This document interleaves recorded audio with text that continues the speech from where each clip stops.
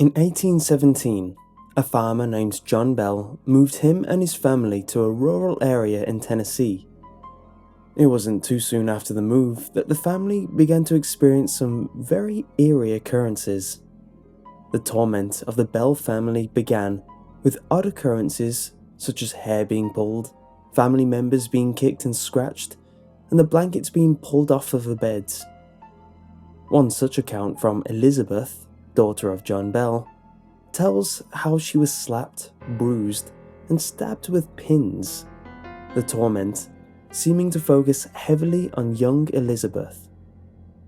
At first, Jonathan did his best to keep the paranormal occurrences a secret, but after much torment from the apparition, he decided it was time to get some outside help.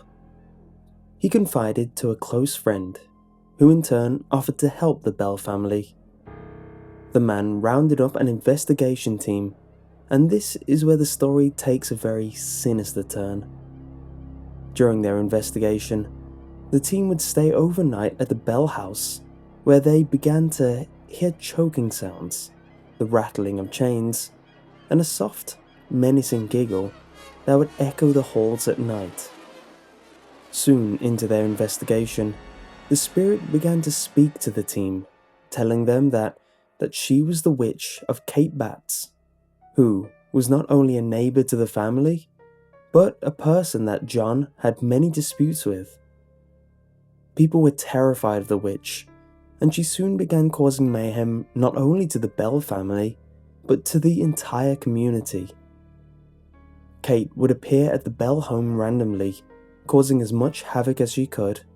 Then, her haunting voice could be heard throughout many homes in the neighborhood late at night. Eventually, John began to fall ill to an odd sickness, and Kate began to take credit, claiming that she had put a curse on John. Soon, John Bell would succumb to the illness that plagued his body. The night of John's death, people supposedly claimed to have heard Kate laughing hysterically all throughout the night. Kate did not leave for some time, still consumed in tormenting the grieving family. Eventually, Kate vanished, never to be heard from or seen ever again. There is a cave on the Bell property that some believe to be the place the witch went to after vanishing from the home to live out the rest of her days, while others believe the witch is still very alive and well hiding in the depths of the cave, planning on her next big return.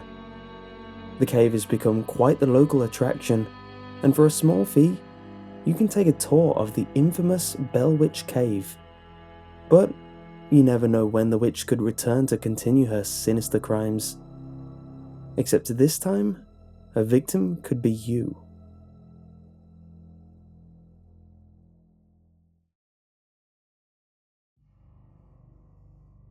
The Stanley Hotel is arguably one of the most infamous haunted places in America, even giving Stephen King the idea for the book The Shining after staying a night in the hotel. The Stanley Hotel originally was designed to be a resort for the wealthy when it was first opened in 1909. One of the most common apparitions that is reportedly seen is the ghost of Flora Stanley, wife of the original owner, Freeland Oscar Stanley. The paranormal events that have taken place date far back, even before the death of Mr. and Mrs. Stanley.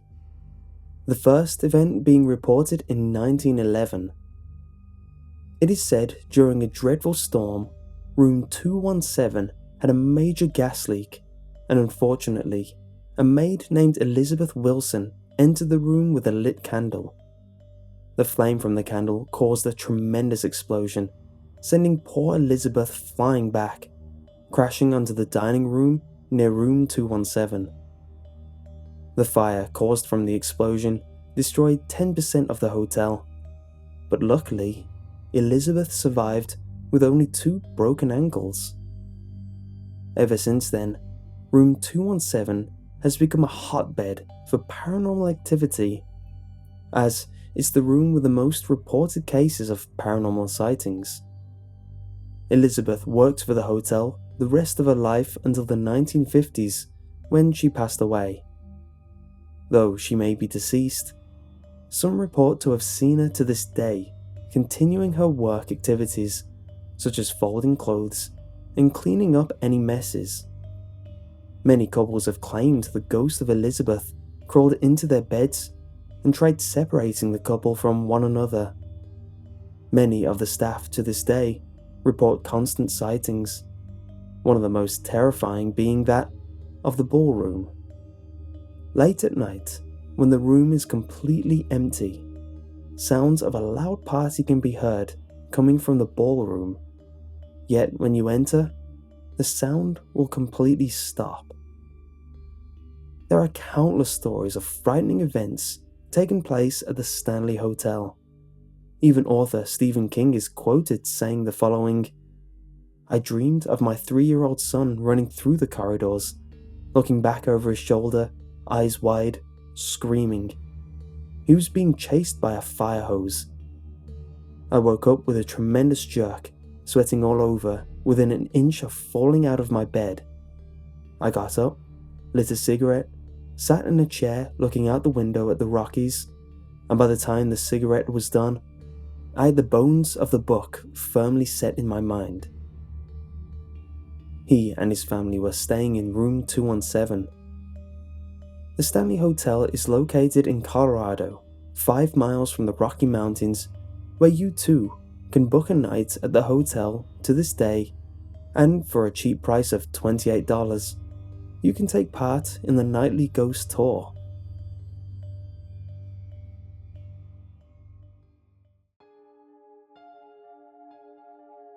Bachelor's Grove Cemetery is located in Bremen Township, Cook County, Illinois. The cemetery is claimed to be the most haunted place in America.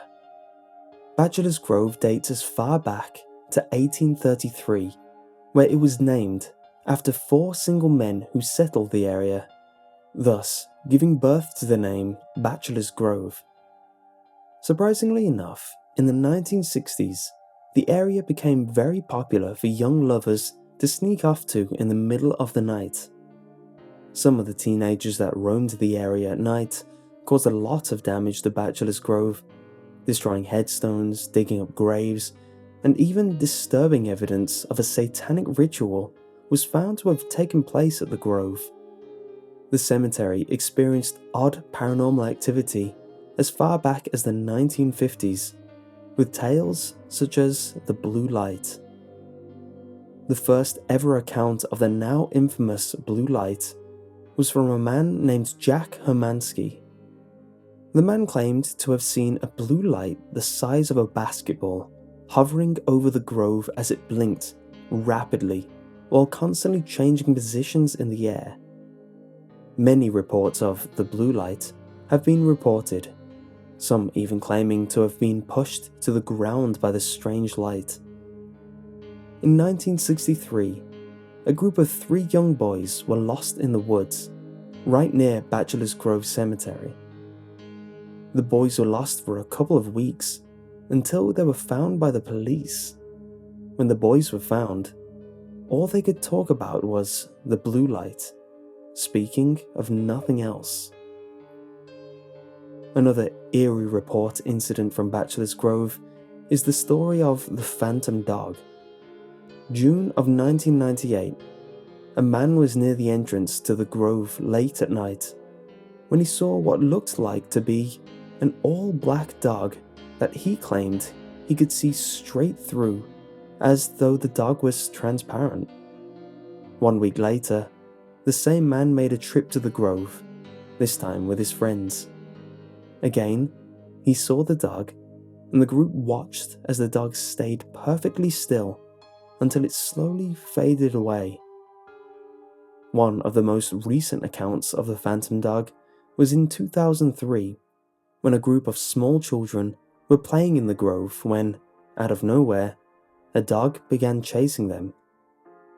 The children got on their bikes, pedaling as fast as their legs would allow. When they stopped to see if the dog was still there, they say it slowly vanished before their very eyes.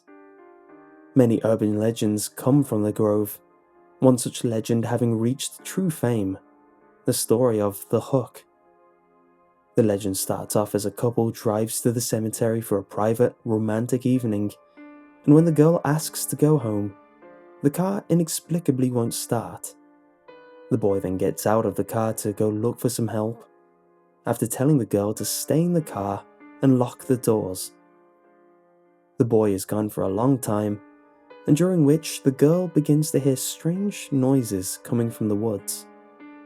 She eventually gets the courage to step out of the car, where she sees her boyfriend hanging from a tree with his throat slashed, and laying on the ground is a bloody hook.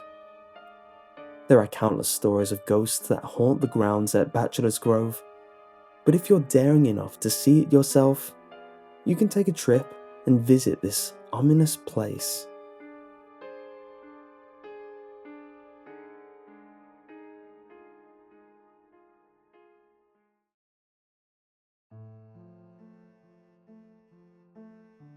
The Amityville House is one of the most arguably famous haunted houses in America. So famous, it was even written into a book and adapted into a famous movie.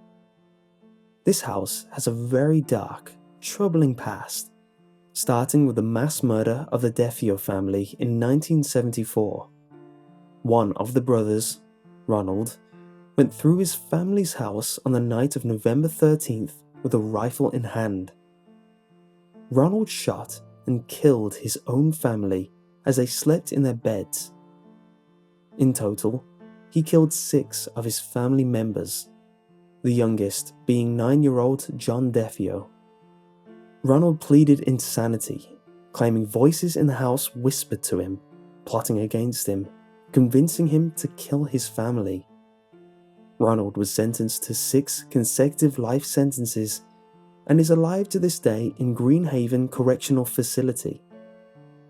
A year later, a new family, the Lutz family, moved into the home. This would soon become one of the biggest mistakes they ever made. Within days of their move, the Lutz began to experience supernatural horror. One such occurrence that happened to the family is when the walls of the house began to ooze a slime-like substance. Many strange noises and foul odors could be heard and smelled at any given time. Soon, large amounts of flies began collecting at the house. During this time, strange, incomprehensible voices could be heard all throughout the Amityville house. Still, one of the most disturbing claims of the Lutz family comes from their youngest daughter, Missy, who had an imaginary friend named Jody. Her friend would present herself in many different forms, the most horrifying being that of a giant pig. Missy's mother even reported seeing the pig in an upstairs window as its eyes glowed red. That occurrence was even depicted in the movie. The father, George Lutz, is quoted telling the following tale of their last night in that dreadful house. "I was lying in bed and everyone was asleep, and Kathy lifts up off the bed and starts to slide away from the bed and away from me. I feel something get in the bed with us. I'm unable to move. I hear the kids continually slamming up and down on the floor and being dragged. We heard these pigeons on the air conditioner top overhead from the master bedroom, and they're fluttering all night long, and yet there are no pigeons there the next morning, or any nest or anything like that. The lights flicked. We brought up the dog to stay right by the bedroom. We tied him right to the doorknob, and he's up, going in circles, and throwing up all night. The boys came down in the morning, absolutely frightened. They were unable to get down to me, and I was unable to get up to them. Missy came in and just asked what was that all about, and Kathy had no memory of much of it. That day we spent trying to get hold of Father Ray, and he said all the right words. That afternoon, The Lutz family fled the house, never to return. If you want to visit the Amityville house, go right ahead. As of 2015, it was put on the market for sale. Not only can you visit once, but you can stay there the rest of your life if you're willing enough. Just remember, the Lutz family only lasted 28 days.